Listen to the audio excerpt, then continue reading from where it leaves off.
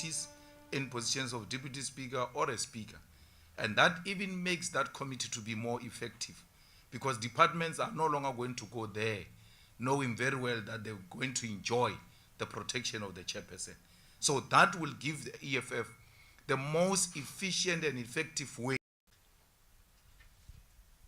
Thank you, President. Over to you. Thank you very much. Well, my discussion with the President were cordial, and he appreciated the EFF's offer and said that it shouldn't be very difficult for them to come back to us with a clear, definite answer. So after the NEC, I'm going to have a meeting again with the President to have a final detail of what is the agreement. And we see that as a role that we're elected to play. We're not elected to be government, that's why we don't have a majority. But if we play any role in Parliament, that's what we're elected to do. We are members of Parliament, we can be chairpersons of Parliament, we can be Speaker of Parliament. It's a responsibility which the electorate said, go and execute.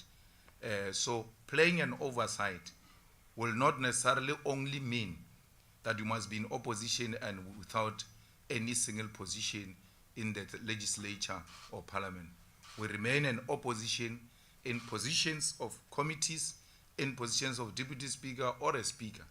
And that even makes that committee to be more effective, because departments are no longer going to go there knowing very well that they're going to enjoy the protection of the chairperson. So that will give the EFF the most efficient and effective way of holding the executive accountable. And that's why we think there is no contradiction in doing that. The interpretation I've given to you, it's a plan B. The first plan was to buy South Africa through the funding of political parties. That's why there is a party change which was given more than 30 million. It ended up not participating in the election. Then Rise Mzansi and all kinds of political parties given huge millions. And what did South Africans do? Rejected those millions. So this answers the same question. What are you saying about the future funding by these institutions which have got control over the research institute, which have got control over the media? South Africans are going to become more and more wiser, and they've demonstrated during these elections that they cannot be bought. They rejected millions. The Oppenheimers were dishing out money unashamedly. When we say Oppenheimers, we mean all of those people. Oppenheimer is a representative of those multimillionaire families of the Ruperts and the Minels and all of them who have been pumping money to try and manipulate the political landscape in South Africa, and that has successfully failed. So what do? We retreat back to our traditional political parties and then unite them.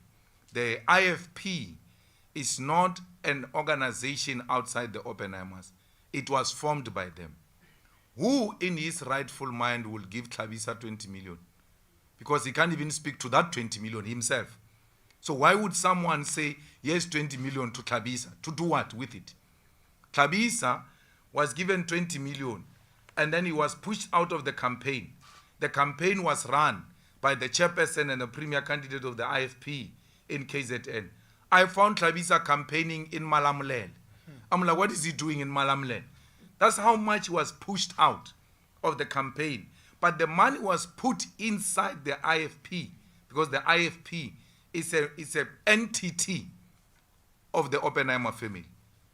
You have all seen at the Prince Mangosuthu Buthelez's funeral, where no less than 4 members of the Oppenheimer family are in attendance. There is a video of them greeting President Ramaphosa at Prince Mangosuthu Buthelez's funeral.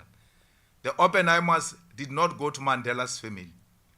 They were not a factor in Mandela's family, a funeral. The Oppenheimers did not go to Obama's lecture in Johannesburg about Mandela, that memorial, what. They were not playing any role. But in the Prince Mangosuthu Buthelez's funeral, they played a prominent role. Why? The Oppenheimers wanted Prince Mangosuthu Buthelezi to be the first black president of South Africa. They never believed in the ANC and Nelson Mandela. That's why when Nelson Mandela's first meetings outside South Africa, he was asked by Britain as to what is going to be the role of Prince Mangosuthu Buthelezi in your cabinet when you win the elections. So Prince Mangosuthu Buthelezi and the IFP have always been the project of the Oppenheimer family. The DA, it goes without saying. They control it. Now, they've got hold on the president of the ANC, and the situation demand that they must all come together. The DA complained and supported the impeachment of the president. The DA complained about Paul Mashatile. The DA complained about all the corrupt people. All of a sudden, they've got nothing to say about those people. That is an indication that someone came to take out the brain and said, we're moving this direction and we don't want to be questioned. Why would all of a sudden the DA see holy and good leadership in the ANC when they've not throughout the years? Is because when the numbers put together, the Oppenheimers see that they will still continue to be in charge. So the ANC played with an opportunity to isolate imperialist forces and the white monopoly capital in South Africa. This was an opportune moment for progressive political formations to come together. The president says to me, we cannot form the GNU without a DA because we want a non-racial GNU. I asked him a question. Are you saying the ANC is not a non-racial organization? Because the ANC is a non-racial organization without the DA. So why would it say, when it comes to government, if there's no DA, we are not non-racial? But when they run their daily activities, including in their constitution, they are non-racial. I said to the president, there are white people in the ANC, in the EFF, in all the progressive formations. White people are found there. If it's about the question of non-racialism, we can still find white people from amongst ourselves. It's not the question of non-racialism. We are not opposed to white people. We are opposed to white supremacy. We are opposed to racism. We are opposed to Afrikanerdom. We are opposed to white monopoly capital. Any other progressive name that gets to be put forward by the president of a white person, Indian person, colored person, African person, as long as that is a progressive name, will support it. I said to the president, we voted for the DA in 2016, where you, comrades, were arrogantly defying and denying us an opportunity to work together in 2016.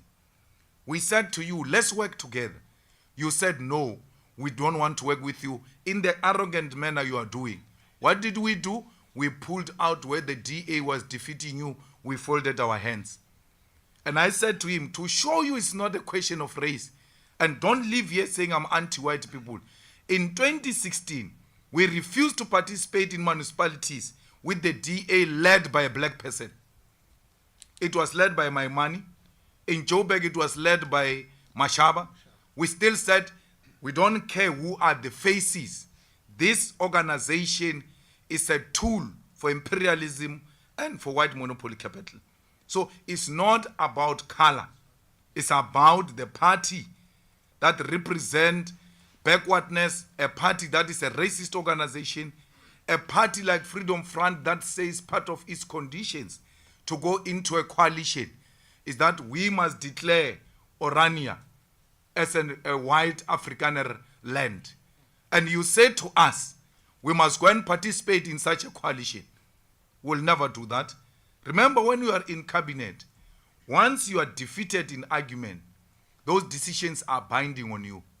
As a disciplined member of cabinet, you must go and defend that Orania must be a land of the Afrikaners. We will not do that. We will rather die without occupying positions in government than to allow white supremacists and racists to thrive. Fighters, inclusive government should not mean a compromise on the principle.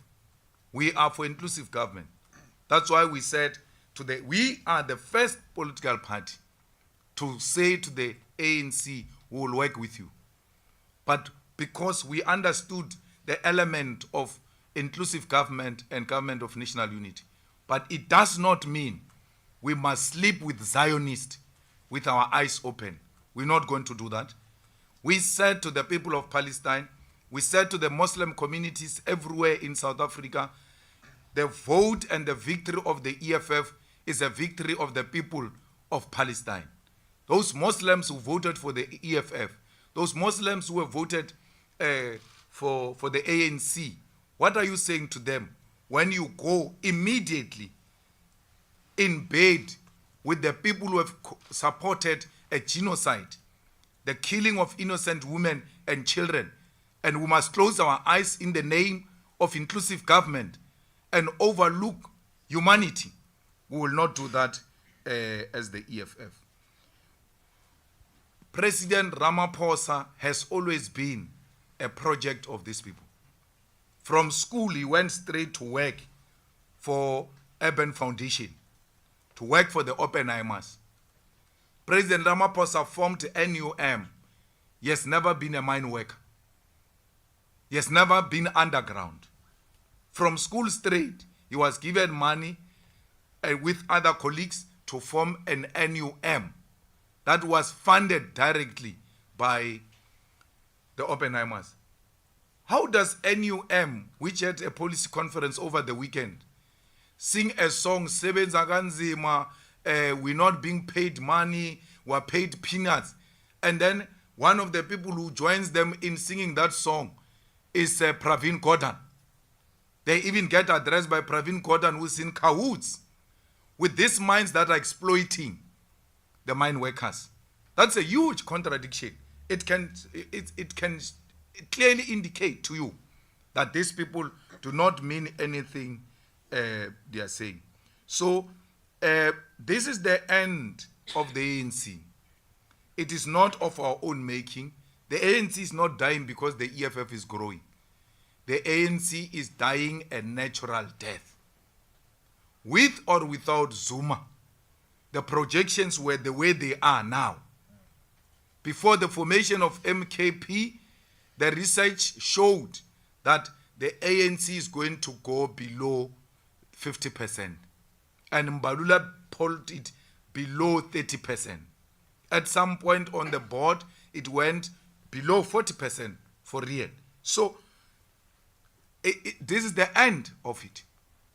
Because you cannot say you want to change the property relations and you are engaged in the struggle for land, and then you go into cahoots with the people who are actually opposed to that struggle for the land.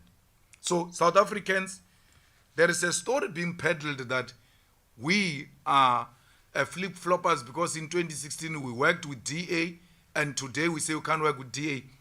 Let's put it on record, lazy readers and lazy thinkers and people with a memory of a chicken, go and check those facts.